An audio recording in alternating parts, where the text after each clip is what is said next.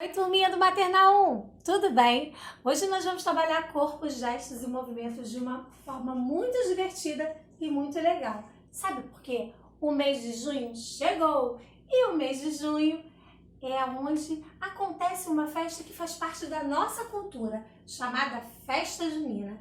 Na Festa Junina tem comidinhas típicas, tem roupas, tem danças, tem músicas, tem bandeirinhas e sabe o que mais? Tem fogueira. E esse é o nosso primeiro desafio de hoje. Nós vamos confeccionar uma fogueira com sucatas. Qualquer material que tiver aí na sua casa.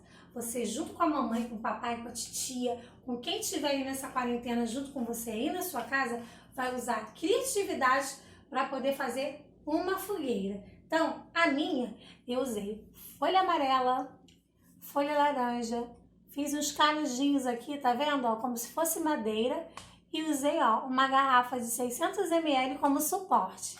Aí você pode usar caixa de leite, o que você tiver aí, tá bom? Então esse é o nosso primeiro desafio.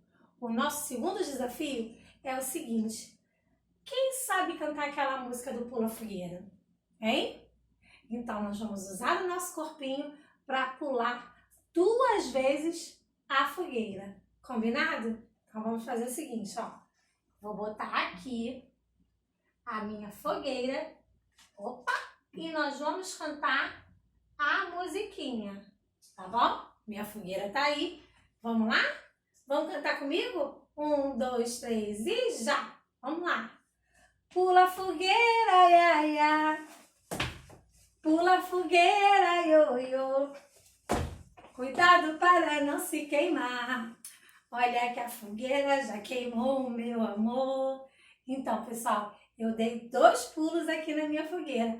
Agora eu quero saber, vocês de casa, como que você vai fazer a sua fogueira e quantos pulos você vai dar cantando essa musiquinha. Vai pedir para alguém da sua casa filmar, mandar para o WhatsApp da SEB, porque eu tô aqui, ó, curiosa para saber como ficou a sua fogueira e como, ó, vai ficar você dançando, tá bom?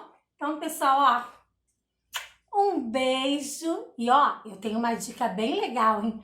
Você pode pedir pra mamãe, pro papai, pra titia, quem estiver aí, colocar roupa de festa junina se você tiver, pra poder fazer essa atividade. Caso você não tenha roupa de festa junina, pede pra mamãe, pro papai, pra titia, pra criar uma roupinha pra você, tá bom? Adaptar uma roupinha pra você.